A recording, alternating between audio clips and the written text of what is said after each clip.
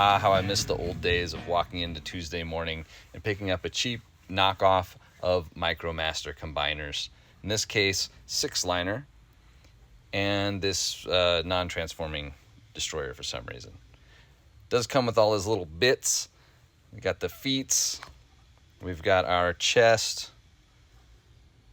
Nobody's complete without their crotch and upper legs. Would get awkward otherwise. And of course, the head. We do have this, which is a combination of feet and gun.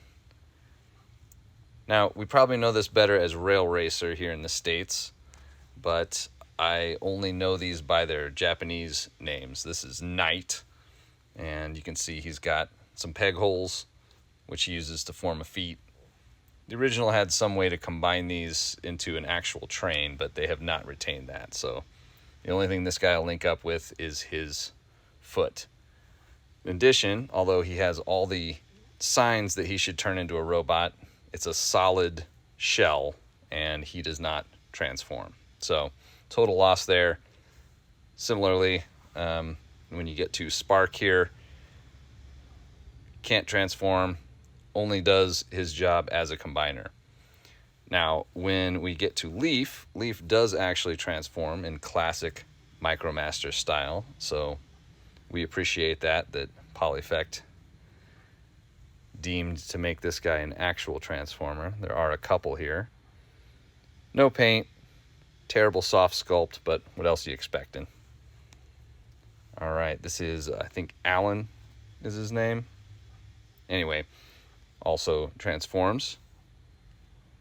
Love that. Love his head just buried in an enormous shell of orange. Not much detail to really look at, so you're not missing much, but let me try to get... Well, trust me, there is a face in there. It's just soft and mostly worthless. All right, and then this is Joe, I believe. Doesn't transform. But what they can do is combine. So let's get to it. We're just gonna plug the feet on. Nothing special here. There we go. Just pop the peg in the hole. That's how it's done. For the rest of it, we start to get into these little bits and bobs here. Now, these combine with each other, but they do lack the pieces that would be necessary for them to combine to form their like weapon modes. So that's unfortunate, but it does still provide a hollow, rickety framework to attach the various limbs together into a vaguely humanoid shape. These do transform simply because in order to become the shoulders and upper arms, we're going to have to, well, obviously we have to combine them with these fists, but we're going to have to reconfigure them slightly so that they will actually work as intended. Flip this up. There's our shoulder peg hole. Get his little arms out of the way. And then this becomes the forearm. There's no post. This just slides into place, which I don't remember being the case on the original, but I can't imagine them spending any time or budget engineering anything, so I guess that's just how it works. And then this one is the left arm. Red is right. That's how I remember it. If I'm wrong, I'm sure you'll tell me. Let's just change the angle a little bit, give you a better view.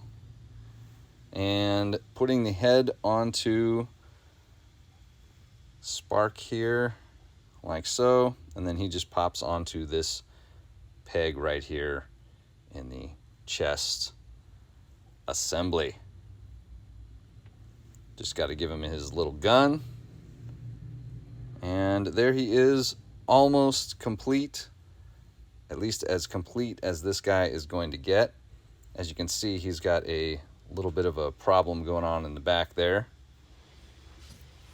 Now, Digo is supposed to fill this gap, but he is another one of these that doesn't transform. So in order to get him to work, he should flip up and then attach to this peg, but I can't figure any way for this knockoff version to fill that gap or interact with it. Maybe I'm just an idiot, probably so. I thought, hey, maybe you can swap him out for the headpiece, but this peg and post doesn't work.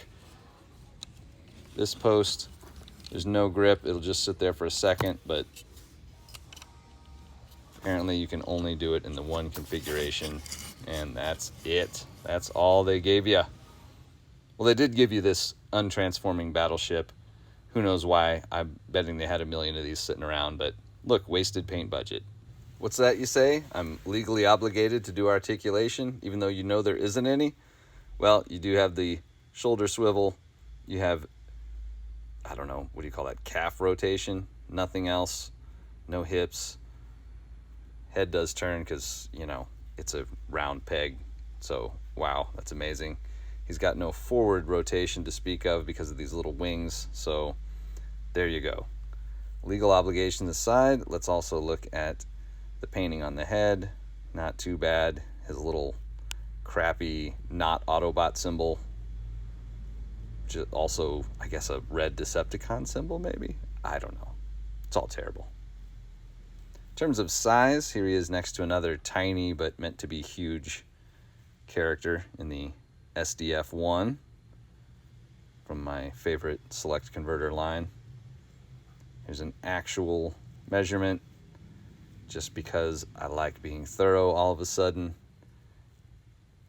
And then to me, the best comparison is to one of my favorite of these Polyfect knockoffs, Vehicle Voltron, the Die Ruger. Love this guy. He is everything this other one is not. He's chromy, he's solid. This thing is cheap and hollow and awful, but as I recall, he was under $10, and what can I say? I love these cheap, crappy things. So if Tuesday morning was still around, I would still be buying these, and even now, I'm still going back and looking at these things as good old treasures from the past. So there's our look at it. Thank you so much for watching. Hope that you got some kind of value out of this. Take care. Until next time.